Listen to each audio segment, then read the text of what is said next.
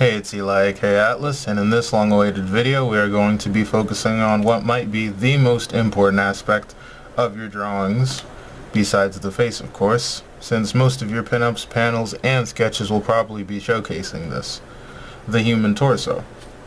And the first thing we need to know about drawing the human torso is that it is extremely easy to draw, especially if you follow the rules of thumb that we're going to go over today, rules which I myself discovered through much trial and error.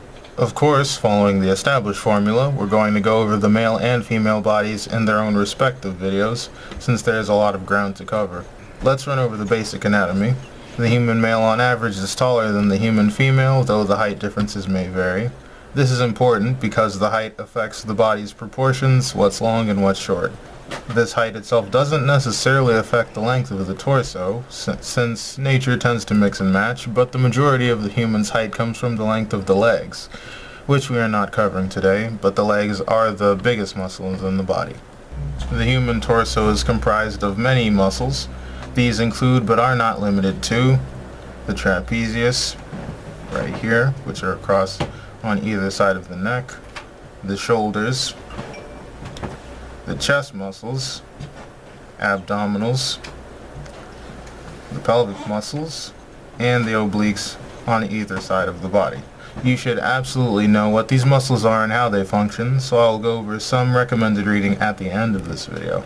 I've drawn out two template characters here of the athletic variety. These are for illustration purposes to showcase the muscles and anatomy that you'll need to know and how to draw. Once you've mastered the basics, you can tweak the aesthetics of your character how you see fit. Lean, stubby, fat, skinny, so on and so forth. The muscles of the chest connect from shoulder to shoulder, meaning the left pectoral starts from the left shoulder and connects to the middle of the sternum and vice versa. The shoulders are laid vertically, like this, connecting from the traps and to the biceps and around the back.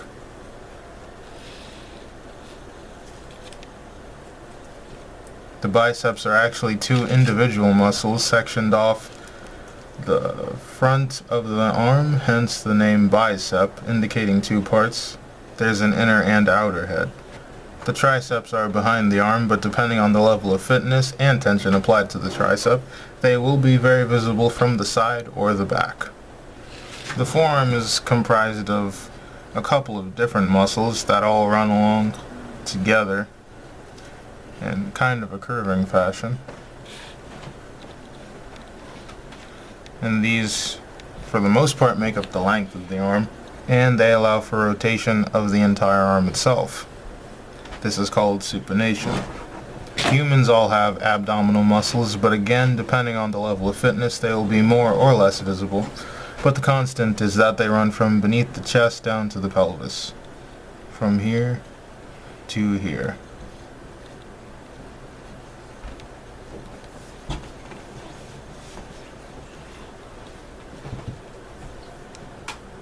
The belly button falls across the middle of the forearm if you run a line right through it.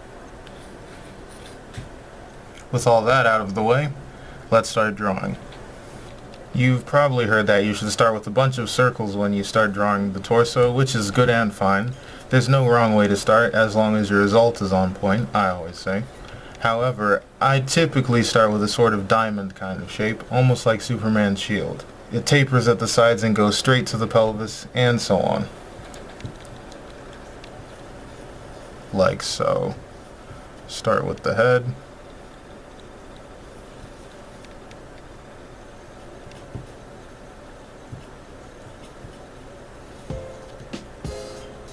Add the neck.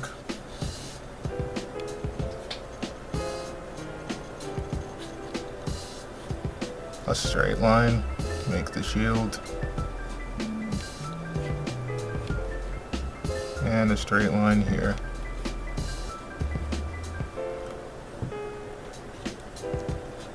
And they won't be perfectly symmetrical on both sides, but that is okay. We're going to be placing things over it that will add symmetry. The first thing I add are the shoulders. When I started, I made sure the shoulders were always as big, if not slightly bigger than the head. You don't necessarily have to do this, but it helped me with my proportions in the long run. Now I can balance it out so that everything is a little more uniform. Then I put the chest on him. Start with the line down the middle, bring it in from the sides. It almost makes a W shape down the middle.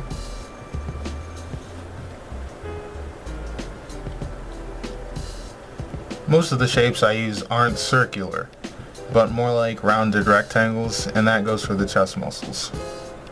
When I put that in, usually I go for the arms.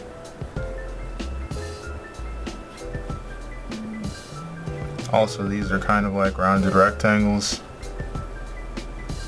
They stop at the taper. The bicep line stops right where the sides come in and then go straight down. This is where the rib cage is. If you let your arms fall to your sides, you'll notice that they do stop right there. Although some people have longer arms. Forearm starts where the bicep ends and ends at the crotch line where the hands begin. Then you can add the abs. You can make them just straight lines if you need to.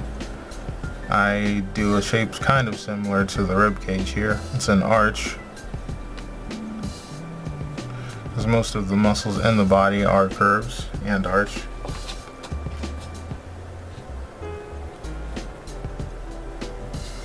And now once we have all that, we can go in and flesh the guy out a little bit.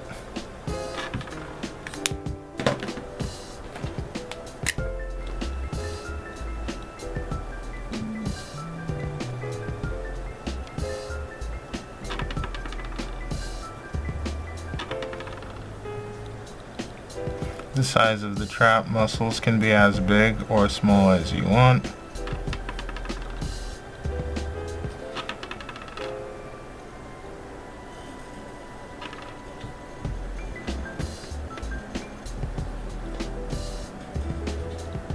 Just gonna run the outline on this guy real quick.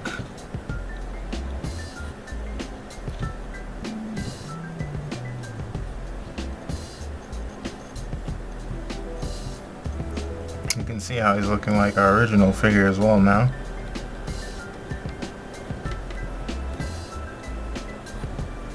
I typically like to outline like this. That way I can worry about the details later.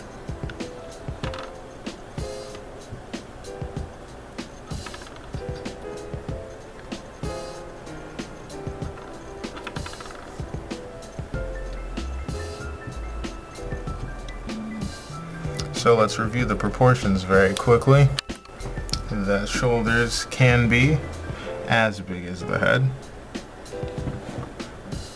The biceps is optional. You can make very large or very small biceps, but they stop across the rib cage line. The chest comes a little bit under the shoulders for where that starts. Makes a bit of a W shape, which will soften out in a minute. And the forearms start where the biceps end and stop at the crotch.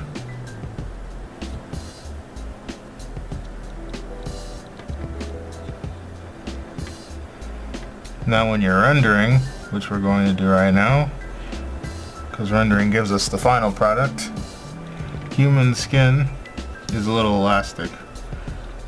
So you don't want it to look really hard. So one way to do that is choose line breaks.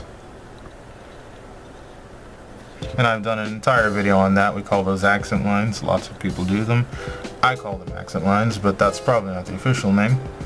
In any case, we can soften, give a softer appearance to the body and the muscles by just not finishing every single line. We'll have them get interrupted a little bit.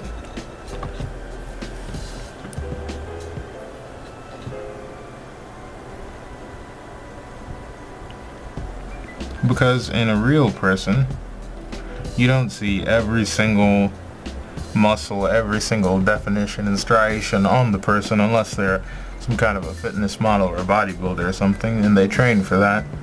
But there's always usually a softness and a lack of definition, even on healthier people.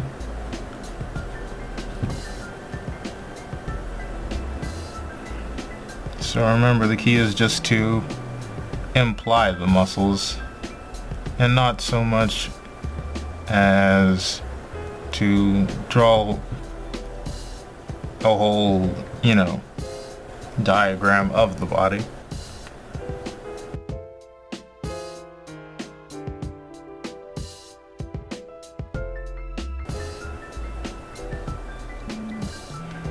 And these are muscles here, but I just also call them like part of the rib cage. Some people call them fish gills, but these help, your body rotate the torso.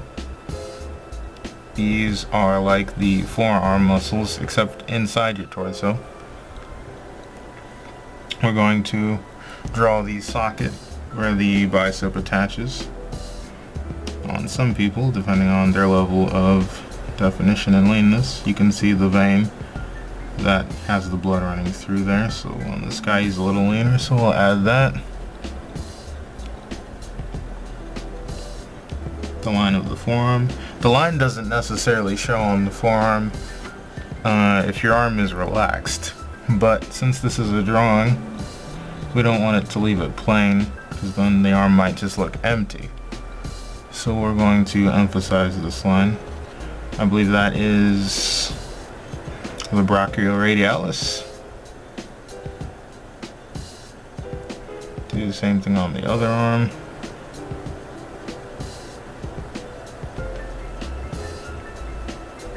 Socket. Brachioradialis.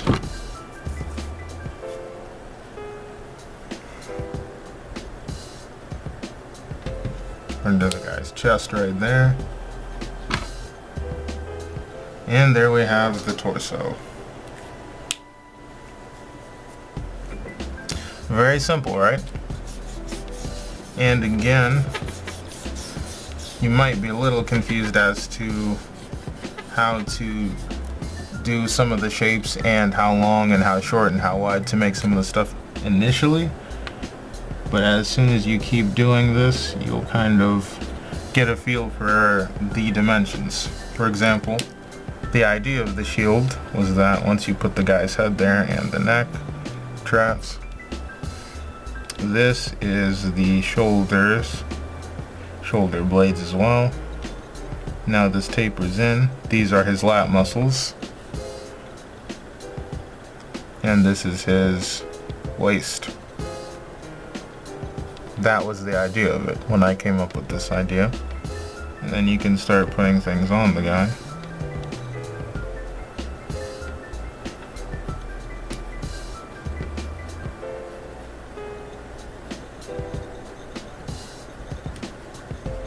And you'll see that it begins to come together. So the reason for that shield is just to make room so that all of your muscles will end up falling into place naturally. And this even works on the back side of the person. I did an entire video on back muscles separately, so you guys can check that out. I'll probably put it in the cards, but I'll do a quick one over here for you guys. He uses the shield idea again.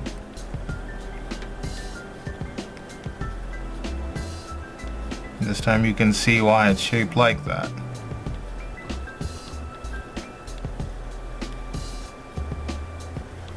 And those are the back muscles. The trap muscles, shoulder blades, lat muscles tuck in, the obliques, shoulder goes in, tricep, tricep, so on and so forth.